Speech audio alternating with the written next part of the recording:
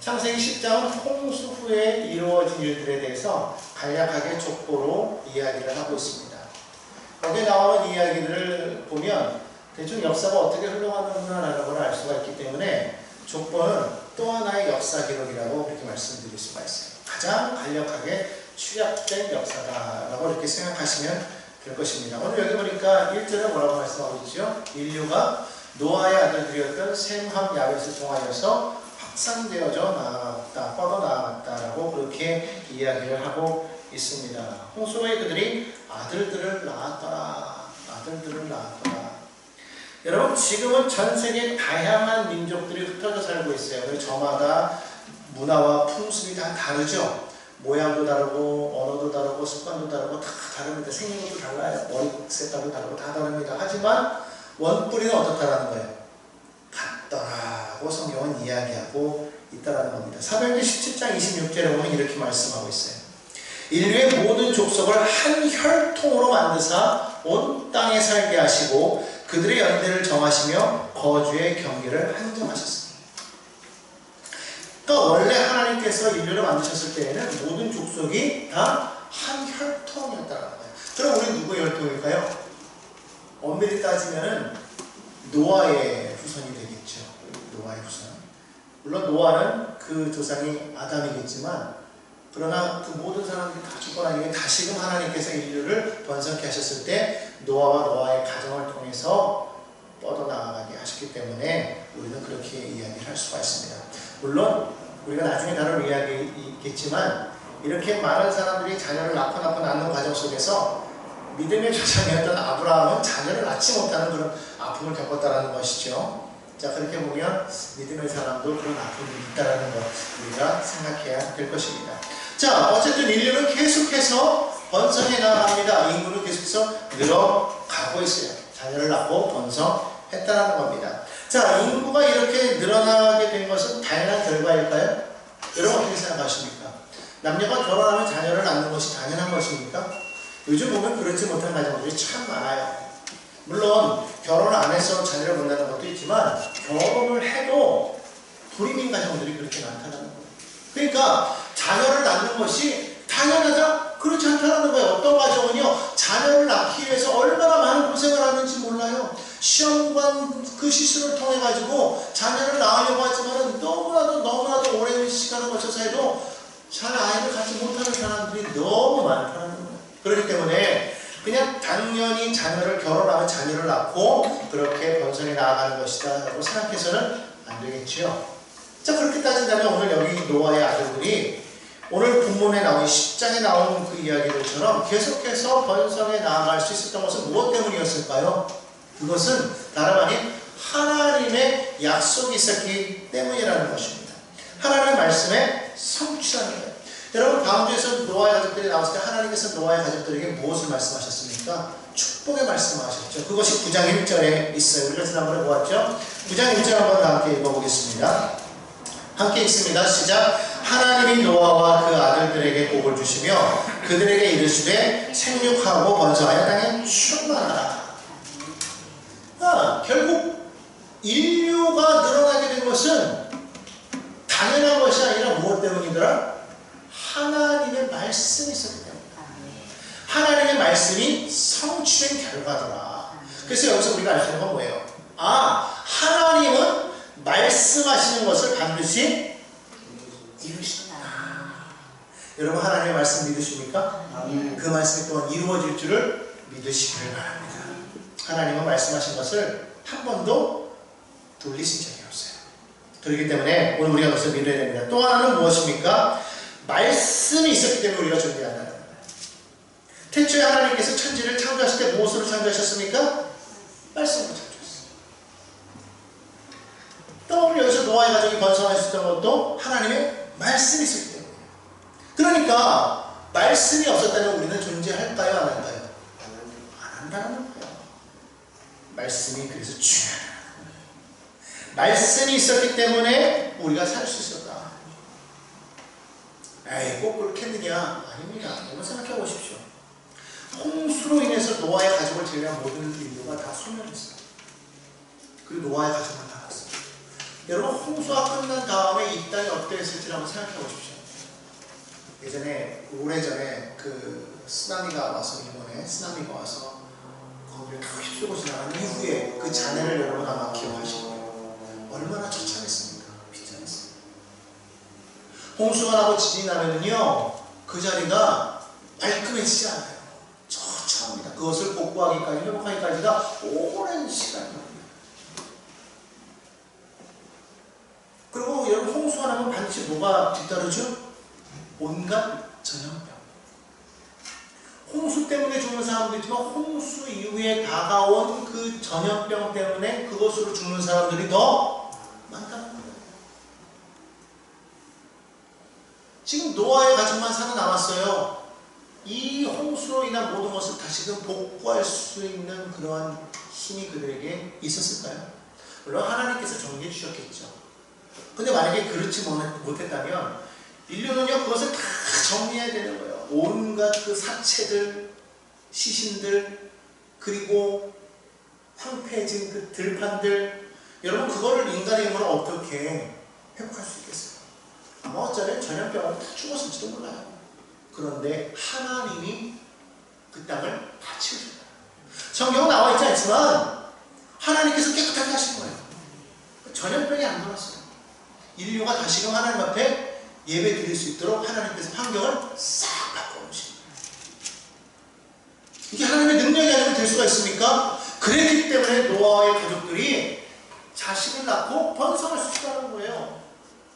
만약에 그들이 그런 상태에서 자녀를 낳았다고 한다면 물론 자녀를 낳을 마음도 안 들었겠지만 혹시라도 자녀를 낳았다면 그 자녀들이 질병으로 금방 죽었겠죠.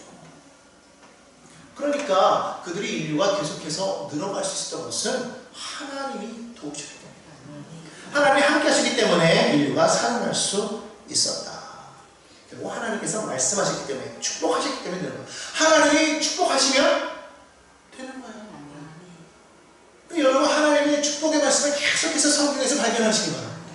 성경을 읽으면서 하나님께서 나를 향한 그런 축복의 말씀, 치료의 말씀, 구원의 말씀, 형통의 말씀을 계속해서 읽어서 그걸 묵상하시기 바랍니다. 꼭 보면서 거기서 안 되는 것만 찾지 마시고 좋은 말씀을 찾으시기 바랍니다. 하나님의 말씀은요 사람에게 생명이 되는 거예요. 사람뿐입니까? 모든 만물에게 생명이 되는 하나님의 능력인 줄로 믿으시기 바랍니다. 그러면 말씀을 여러분 기록으로만 받아들여서는 안 되는 거예요. 말씀은 살아있어요. 말씀은 살아서 움직입니다. 하나님의 말씀은 살았고 운동력이 있다고 했습니다. 좌우의 날씨를 본보다도 예리하다고 했습니다. 그래서 우리가 혼과 육과 및 관절과 골수를 찔러 쪼갠다. 할렐루야. 여러분의 문제를 쪼갠다. 여러분의 앞길의 장애물을 쪼갠다. 믿으시면 아멘. 그러므로 말씀에는 능력이 있다. 따라서 말씀에는 생명이 있다. 말씀에는 창조의 힘이 있다. 믿으십니까? 그러므로 여러분 어떤 문제가 있어도 말씀 붙잡고 나아가면 반드시 깨지는 거예요. 앞에 놓인 담벼락이 무너지게 될 줄로 믿습니다. 담벼락이 아무리 커도 그것보다도 더 높으신 분이 하나님이에요. 태산이 높다 하되 하나님이에요. 문제가 아무리 크더라도 하나님 앞에서는 그냥 자그마한 구름일 뿐입니다. 산에 비행기를 타고 올라가서 쭉 가다 보면 모든 산들이 다 그냥 낮은 언덕 같죠?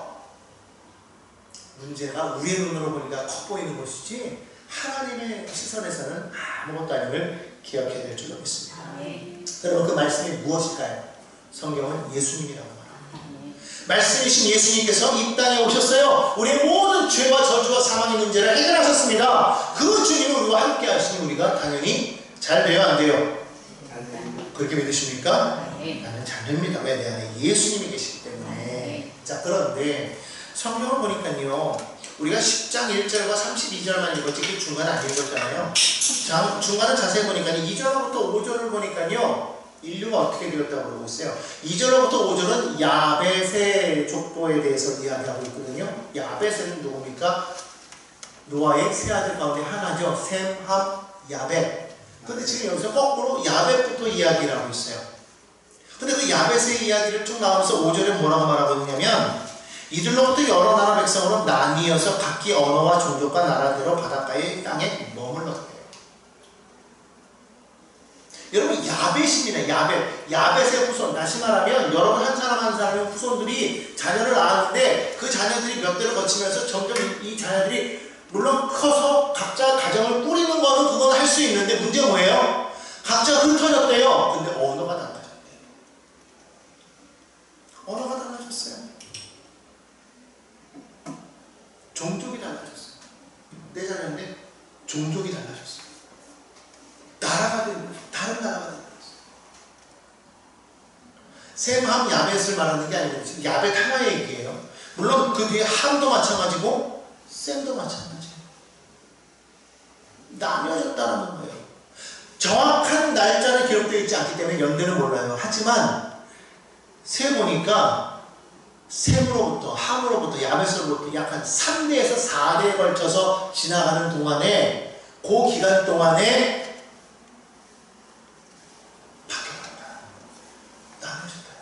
긴 시간이 아니에요. 짧은 시간입니다.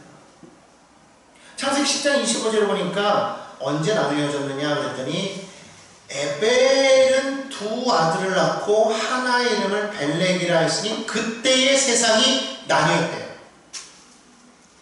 그때의 세상이 나뉘었대요. 그러니까 벨렉은 누구냐면은 에벨은 누구냐면은요. 에벨은 셈의 증손자예요. 증손자는 4대야.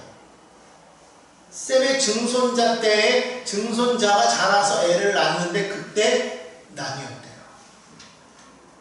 그럼 이때 어떤 일이 있었느냐 우리가 역사적으로 찾아보니까 11장에 보니까 바벨탑 사건이 나오더라고요. 근데 이 바벨이라는 곳은 어디냐? 신할평지에 있었는데 이 신할평지의 그 당시 주인이 누구였나고 또 성경을 쭉 올라가다 보니까 이 10장 8절로부터 쭉 이야기가 나오는데 그가 누구냐? 니므롯이라는 사람이 나와요. 근데 이 니므롯이라는 사람은 당시에 용감한 사냥꾼이라고 그렇게 이야기하고 있는데 그가 나라를 세웠는데 어디에다 세웠느냐? 보니까 10절에 이렇게 말합니다. 그의 나라는 신할 땅에서 시작됩니다. 신할 땅. 그러면서 거기 뭐라고 하냐면 신할 땅에 바벨과 이렇게 나옵니다. 당시에 가장 강력한 국가를 세웠던 사람이 누구냐? 바로 이 니므롯이라는 사람이었다는 거예요. 그가 나라를 세우면서 무엇을 했겠어요? 하나의 집권을 중앙 집권 체제로 만들기 위해서 힘을 끌어모으는 거죠. 명목은 뭐예요? 흩어지지 말자. 흩어지지 않기 위해서 모이자 였지만 나를 중심으로 하겠다. 탑을 높이 세웠다는 건 자신의 권위의 권세를 이야기하는 거예요. 하늘 끝에 닿고자 한다는 건 뭐예요? 내가 그만큼 주권자다. 내가 하나님이다. 그걸 드러내십니다. 지금 놀랍게도 그와 같은 일이 생기면서 그때의 이 바벨탑 사건으로 인해 가지고 세상이 나누게 된 그때가 바로 이때라는 거예요.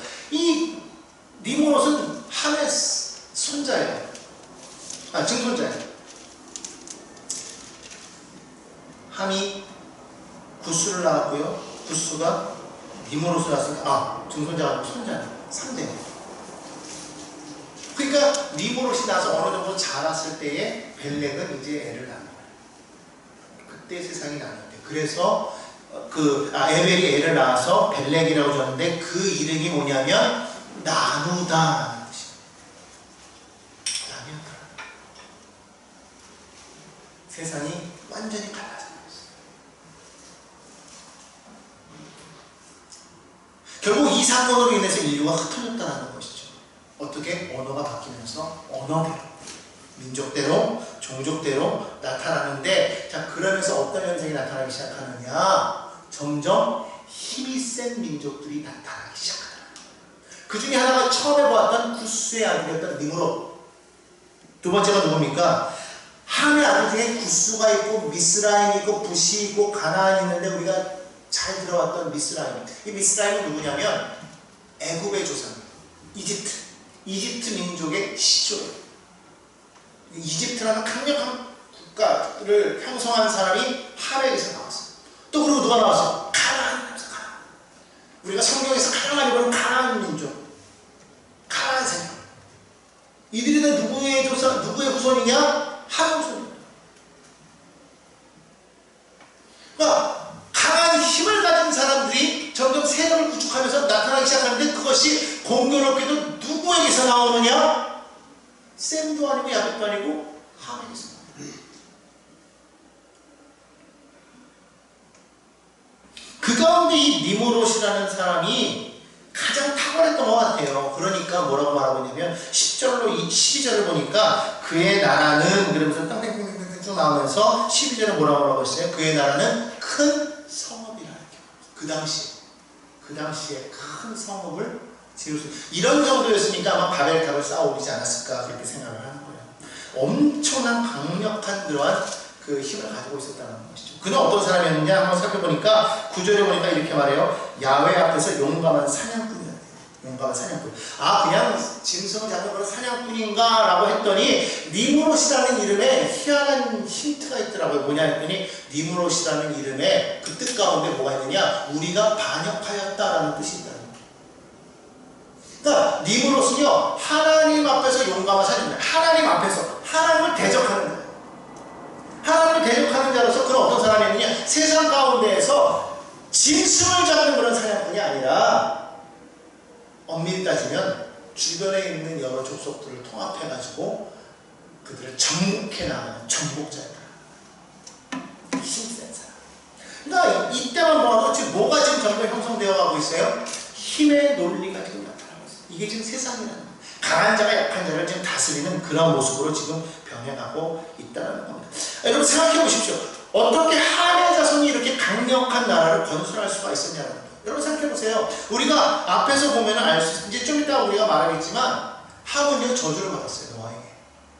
근데 축복을 받은 아들들도 아니고 저주를 받은 함에게서 지금 이와 같은 강력한 그러한 나라를 건설하는 사람들이 나올 수 있었다? 도대체 원인이 무엇이란 말이에요? 그럼 노아가 함에게 건 저주는 그건 뭐 잘못되었다는 것인가? 여러분 우리가 세상을 보십시오. 오늘도 그렇지 않습니까? 힘이 강한 악당들이 흥행하죠. 그들이 형성하단 말이에요. 오히려 착하고 정직하게 살면 뭐가 돼요? 호구가 돼요. 그런 세상이 되어버렸다. 악이 득세하는 세상 같다. 왜냐하면 세상은 힘의 논리가 지나니까. 자 그렇게 따지고 보면 세상에서 가장 연약한 자는 누구예요? 우리지. 그렇잖아요. 왜 우리는 예수님을 믿는 사람들이니까 우리는 악하게 살 수 없잖아요. 그러니까 우리가 세상과 비교해보면요 한없이 약해 보여요. 세상에서 돈을 많이 벌려면 정말 독해야 되거든요. 독하지도 마요. 너무 순진해. 그래서 다 우리는 사기당하기 딱 좋아.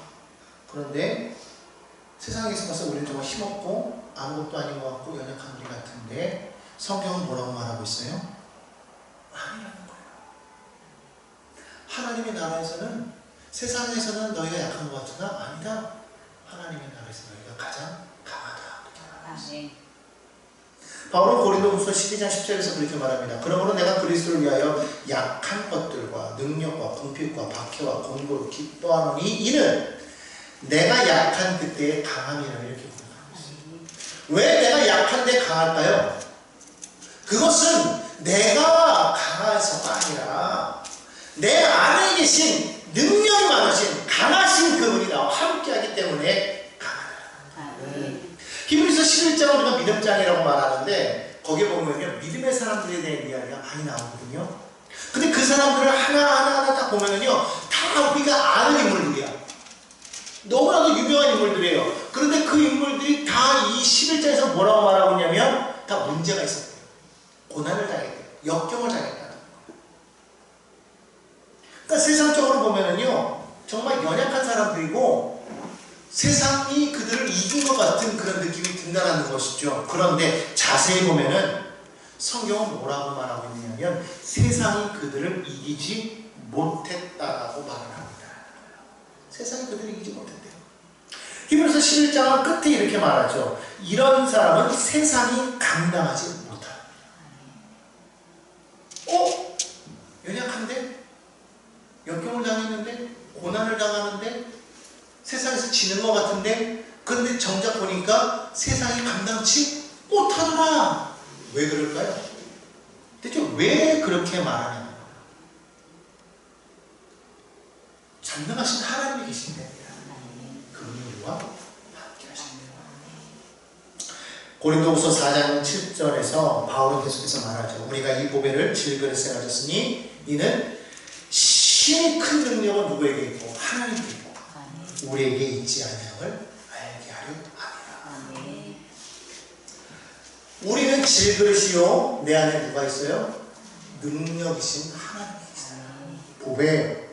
그래서 나는 아무것도 아니로되 내 안에 계신 그분 때문에 내가 이길 수 있다라고 고백하는 겁니다. 니무롯의 나라가 당시에는 강력한 나라였지만 결국 그의 나라는 하나님의 손에 산산이 부서질 것이라는 것을 성경은 보여주고 있다는 거예요. 여러분, 세상의 권세는요 언제나 하나님을 대적합니다.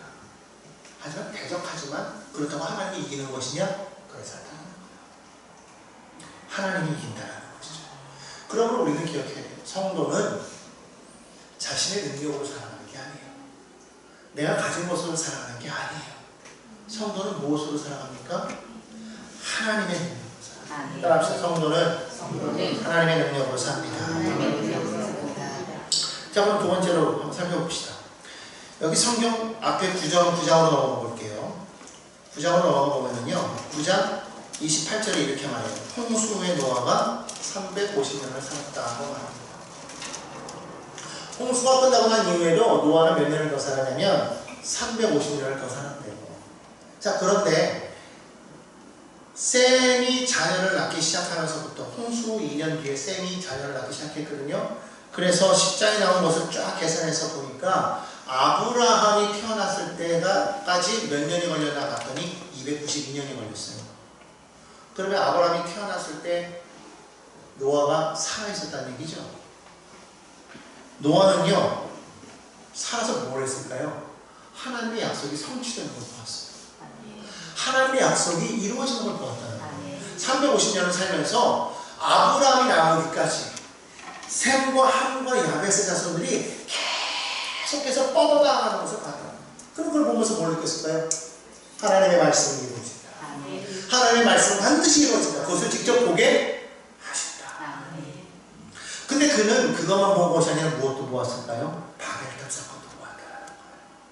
바벨탑 사건은 왜 일어난 것입니까? 하나님께서 홍수로 이 땅을 심판하셨음에도 불구하고 여전히 인류는 죄악 가운데 있었다는 것을 보여주는 하나의 사건 아니겠어요? 노아는 마음이 아팠겠죠. 도대체 하나님의 약속의 말씀이 이루어지고 하나님의 나라가 이 땅 가운데 다시 세워지는가 했더니 이게 웬걸? 홍수로도 그것을 바꾸지 못했다는 거예요. 인류는 변하지 않았다는 거예요. 홍수의 심판이 있었음에도 불구하고 인류가 달라지지 않았다는 거예요. 여러분, 사람이요 죄를 짓고 벌을 받으면 달라질까요? 안 달라진다. 아무리 벌을 줘도 사람이 안 바뀌어요. 왜 그런 걸 하지 않습니까? 죄 지은 사람들이 이 교도소를 가면 거기를 뭐라고 해요? 학교라고 해요. 큰 학교라고 그러잖아요. 학교. 왜냐하면 거기 가서 더 큰 죄를 배우는 거예요. 잡범으로 들어갔다가 대도가 돼서 나오는 거죠. 쉽게 말하면. 기술을 배워서 나오는 거예요. 그게 더 큰 죄를 져요. 물론 그렇게 되면 안 되겠지만 사람은 바뀌지 않는다.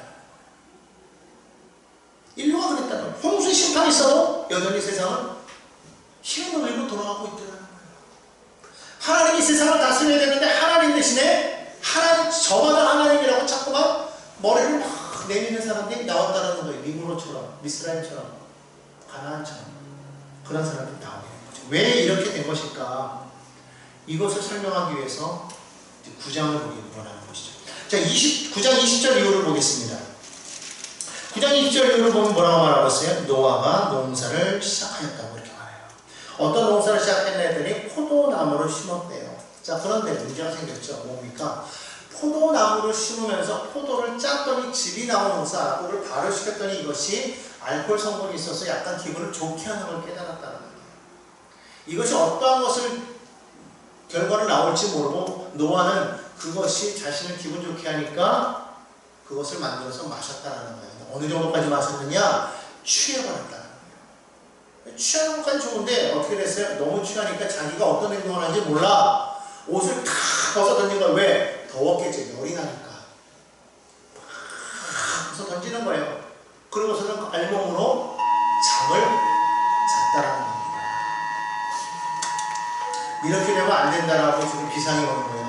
취해서 잠을 자면 지금 비상입니다.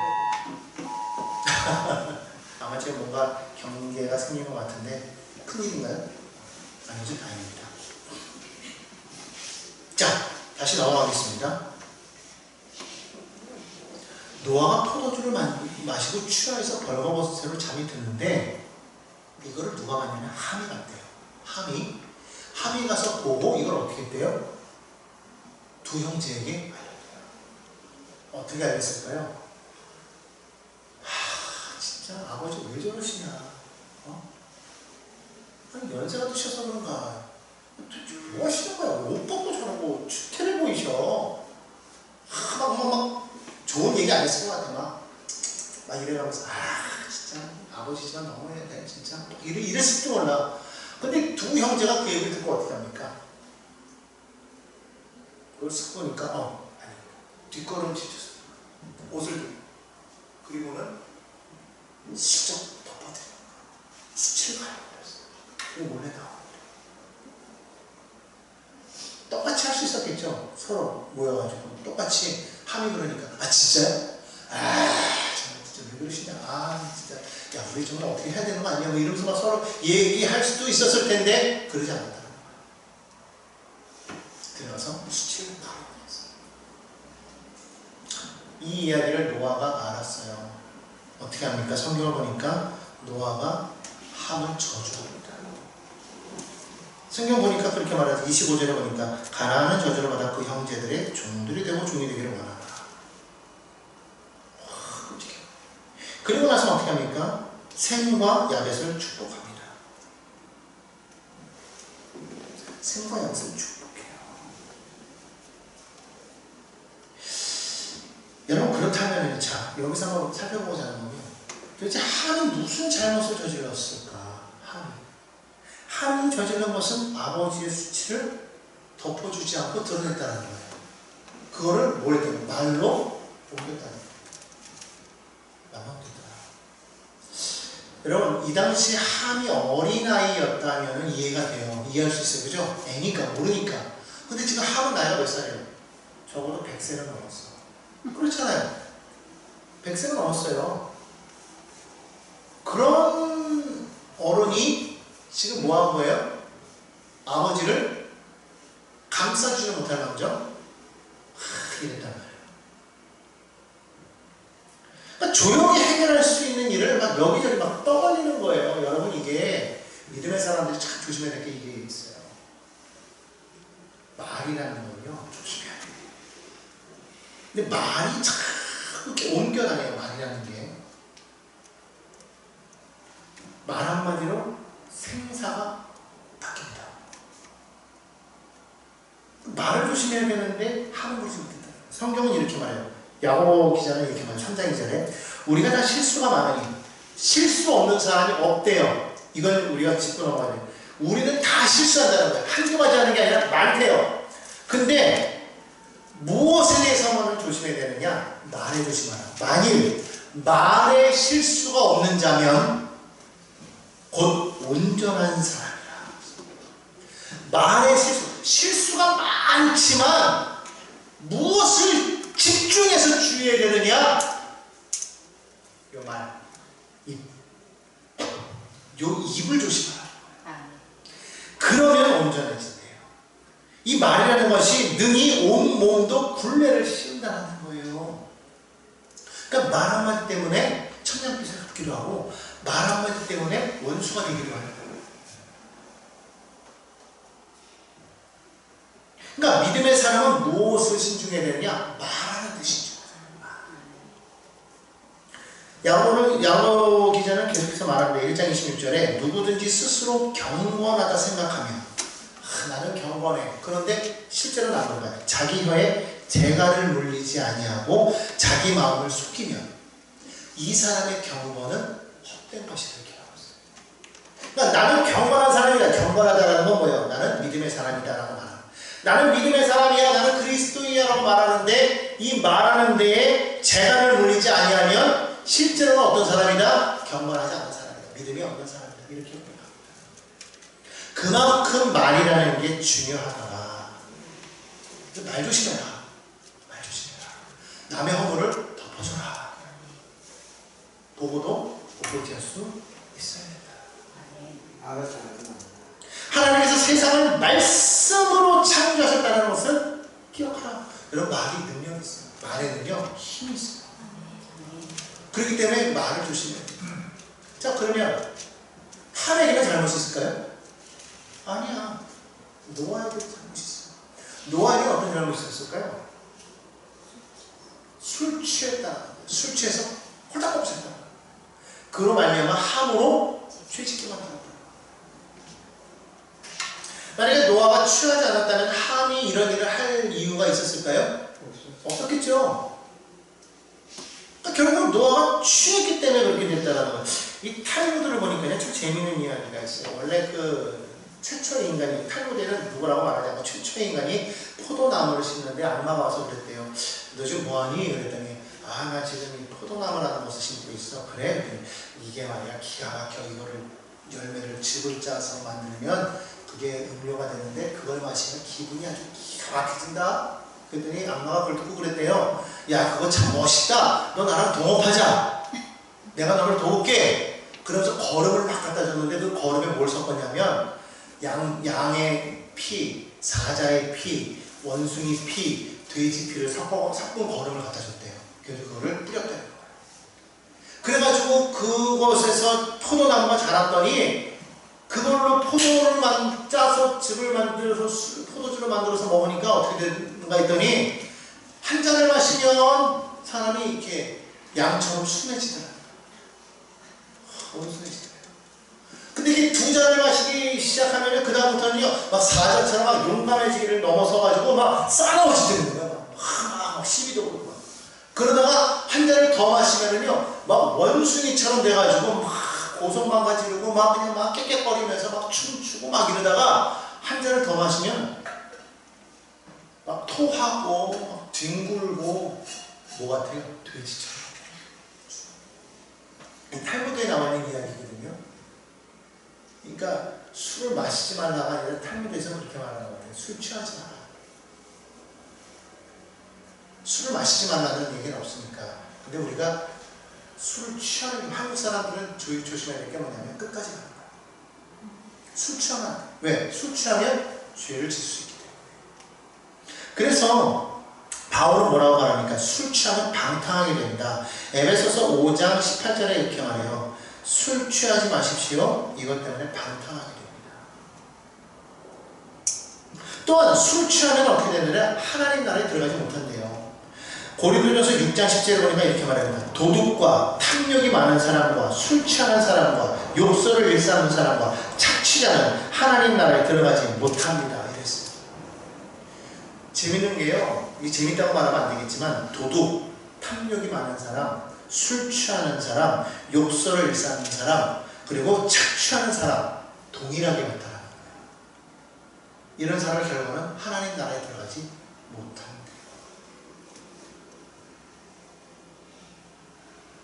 결국 노아가 술 취함으로 인해서 그가 이와 같은 함으로 하여금 죄를 짓게 만든 원인이 되지 않았습니까? 그러니까 여러분 성도님들이요, 정말 믿음의 사람은요 술 취하지 말아야 돼요. 물론 술 아예 안 마실 수가 없어요. 일하다 보면 만날 수 있어요. 하나님이 주신 음료이기 때문에 마실 수 있어요. 하지만 절제하지 않아야 돼요. 너무 그거를 즐기면 안 되는 거예요. 그러다 보면 죄악에 빠졌습니다. 이게 노아에게 문제는 여기였다는 거예요. 두 번째로 노아의 실수는 무엇이냐면 설령 함이 실수했어요. 실수했더라도 노아 입장에서 어떻게 해야 돼요? 야, 이런 녀석아 그럴 수 있어. 너 저승하자. 종이다. 이렇게 말하는 게 잘한 겁니까? 잘못했다. 한 번 정도는요 타일러서 나이도 있는데 네가 그런 되겠냐? 나도 실수했지만 너도 그렇게 하면 안 될 거 아니냐? 지금 타일러서 같은 죄를 반복해서 짓지 않게끔 써야 되는 거 아니겠는가? 근데 노아는 어떻게 했어요? 여유가 없었어요. 누구나 실수할 수 있다는 걸 인정하지 않았다. 자기도 실수해놓고서. 왜 우리말에 그런 말 했잖아요. 한 번 실수는 병가지 상사라고 그러잖아요. 그러니까 무슨 말이냐면 한 번 실수는 당연한 일이라는 거예요. 누구나 실수한다. 아까 성경에서도 말했잖아요. 누구나 다 실수가 많다고 그랬어요. 그런데 노아는 어떻게 했어요? 자기는 실수했으면서 남의 실수는 보지 않아요. 내 눈에 들보가 있으면서 형제 눈에 티끌을 보면서 야 너 그거 빼! 아니라는 거예요. 그러면서 가차없이 저주하지 않습니까? 여러분 만약에 한번 생각해 보십시오. 하나님께서 만약에 그러셨다면 어땠을까요? 노아가 함에게 저주한 거는 자기를 수치스럽게 만들었기 때문에 그랬다고 한다면 오늘 우리 인류는요, 하나님을 얼마나 수치스럽게 만들었어요? 몇 번을 수치스럽게 만들었잖아요. 하나님을 대적했잖아요. 하나님의 자리에서 끌어내리고 우리가 하나님 자리에 올라가려고 했어요. 얼마나 하나님께서는 수치를 당하셨겠냐 이거예요. 만약에 하나님께서 노아와 같은 마음이었다면 내 이놈들을 뭐 말할 것도 없어요. 그냥 당장에 다 쓸어버리지 뭐. 홍수로 내가 이렇게 할 거야 말할 것도 없어. 그냥 다 쓸어버리셨겠죠. 근데 우리 하나님 그렇게 안 하셨잖아요. 하나님께서 주신 은혜를 원수 갚은 우리를 위해서 오히려 주님은 하나님은 예수를 보내셨더라. 십자가를 지게 하셨더라. 하나님께서 노아처럼 갇혀 없었다면요 예수도 없었고 십자가도 없었고 그럼 여전히 우리는 어떤 상황이 되느냐? 죄와 사망의 노예로 섰습니다. 노아가 말한 것처럼 너는 종이 되라. 형제들의 종이 되라. 똑같은 거예요. 그럴 수밖에 없었을 거 아니냐. 그러니까 여기서 우리는 뭘 봐야 되냐면 믿음의 사람은 달라야 된다. 믿음의 사람이라면 품을 줄 알아야 된다. 사람은 저마다 다르다는 걸 인정해야 된다는 거예요. 여러분 형제라도요 다 다릅니다. 우리 삼형제를 키우는 우리 엄마가 여기 있잖아요. 삼형제 성품이 다 똑같아요. 다 달라. 내가 봐도 그래. 서영이, 찬영이, 윤영이 다 달라. 그 중에서 내가 봤을 때 윤영이가 제일 잘났어. 네가 있어서 얘기하는 게 아니라 네가 제일 멋지게 생긴 것 같아. 지금 좋아해 맞지? 아니 진짜 다 다르다. 형제라도 달라요. 근데 부모는 그걸 이해를 못하는 거니까. 부모들은 가장 많이 하는 실수가 뭔지 아십니까? 형제를 비교하는 거예요. 꼭 그런 얘기 하잖아요. 꼭 동생들한테 그런 얘기 많이 해요. 그런 얘기 듣는지 안 듣는지 모르겠지만 너는 왜 형만큼 못하니? 형의 반만 좀 닮아봐라. 그런 얘기 해요 안 해요? 너도 들었어? 그럴 게 아닐 것 같은데 너 잘하는데? 아니 우리 그런 얘기 다 하잖아요 그죠? 근데 또 돌려서 말하는 경우가 있어. 뭐냐면 야 너는 형이라는 게 동생도 이만큼 하는데 형이 돼서 너는 그거밖에 못해? 이런 말 해요 안 해요? 한다니까. 이게요 참 사람이 그래요. 인정해줘야 고 인정해줘야 돼요. 못할 수 있어요. 근데 왜 꼭 너는 쟤만큼 못하냐 쟤는 너만큼 못하냐 왜 이 말을 하냐 이거예요. 근데 이게 성도들이 똑같다는 거예요. 여러분 우리는요 기다려줄 줄 알아야 돼요. 품을 줄 알아야 된다는 건 우리가 기다린다는 거예요. 씨를 심었으면 열매를 맺기까지 얼마나 오랜 시간이 걸립니까? 그렇잖아요. 근데 왜 우리는 그 과정을 다 무시해버리냐 이거예요. 씨 심으면 바로 열매? 여러분 그럴 수 있습니까? 작년 12월에 결혼하면 올 1월에 애 낳아야 돼요? 그럴 수 없는 일이라. 그죠? 없어요. 같은 시간대라도 특성에 따라서 자라는 시기가 다르다는 거. 똑같은 대나무도요 자라는 시기가 다른 게 있어요. 여러분 모소라는 대나무 들어봤습니까? 이 모소라는 대나무는요 다른 대나무와 달라서 땅에 심고 나서는요 4년 동안을요 불과 3cm밖에 안 자란대요. 아무리 물을 주고 거를 주고 백날 뭐 노력을 해도 안 자라.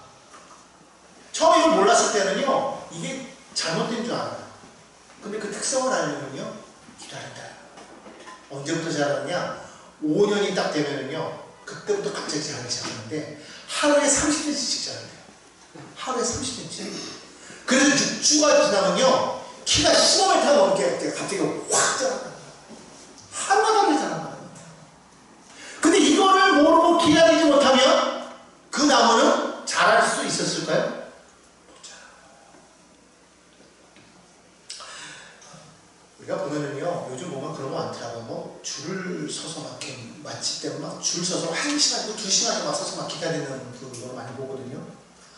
맛집에서는 그렇게 기다리면서 웬만하면 못 기다린다니까.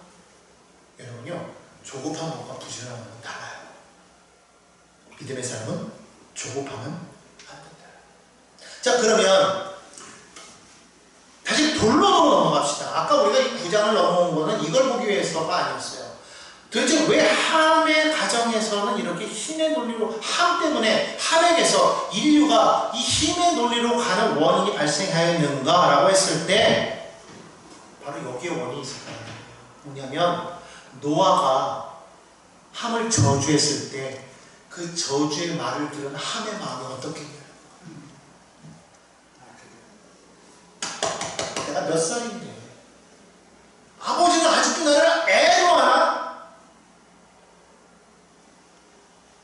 나도 자식이 있고 나도 이제는 어른인데 아니 그거를 제대로 말할 수 있는, 아니 저주를 받아서 형제들이 종이 되라니 이게 말이 돼?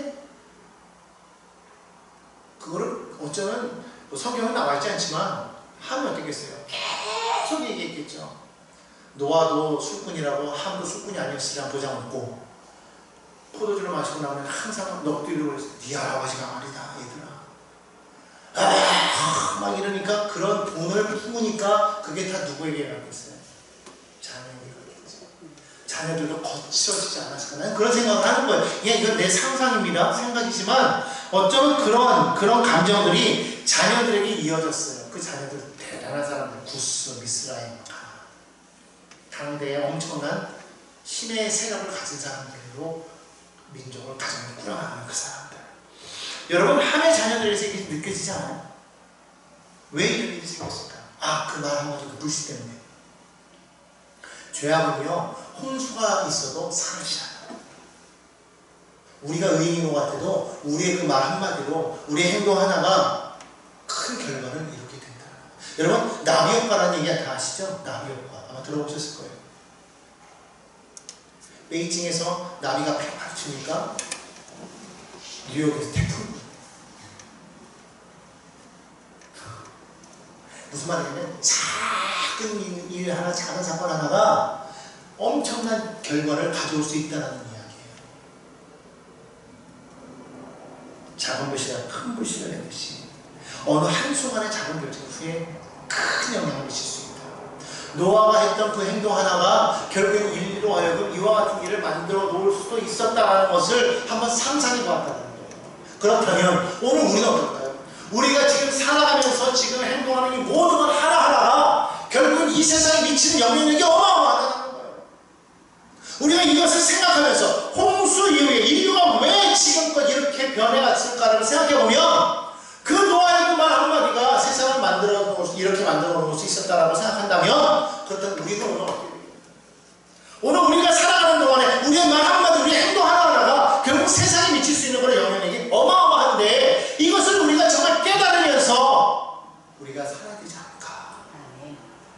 이것을 우리가 기억해야 되지 않을까? 예수님께서 이 땅에 오셔서 십자가 지심으로 말미암아 우리 모든 죄와 저주와 사망을 다 이기셨어. 우리가 정말 자유함을 얻게 되었지만, 그렇기 때문에 우리는 그냥 마음대로 행동해도 되는가? 아니라는 거죠. 오늘 왜 많은 성도들이 세상에서 핍박을 받고 미움을 받고, 세상 사람들은 교회보다는 차라리 다른 종교를 믿겠다고 하는 그 말들이 왜 나올까요? 어쩌면 이것은 우리가 행한 그런 작은 말 한마디가 오늘 이와 같은 큰 불을 일으키는 것이 아니겠습니까? 이제는 바꿔야 됩니다. 이제는 내 말이 아니라 성령의 말이 내 입에서 나와서 이 세상에 그 성령의 불로 인하여서 정말 성령의 불이 이 땅에서 활발 타오르기를 우리는 기도해야 될 줄로 믿습니다. 세상이 정말 이제는 변해야 되는 거예요. 힘의 논리로 변하는 것이 아니라 성령의 능력으로 말미암아 사랑의 능력으로, 사랑의 논리로 이루어지는 그러한 세상으로 만들어갈 수 있도록 우리가 힘써서 노력해야 될 줄로 믿습니다. 나는 안 됩니다. 그러나 성령이 내게 오시면 되는 거예요. 그러므로 여러분들 성령을 인정하십시오. 성령을 모셔드리십시오. 성령과 함께 동행하며 나아가시기 바랍니다. 그럴 때 이 세상은 반드시 하나님이 기뻐하시는 그런 모습으로 변화가 될 줄로 믿습니다. 그와 같은 믿음의 성도님들이 다 되시기를 주 예수님의 이름으로 간절히 축원합니다.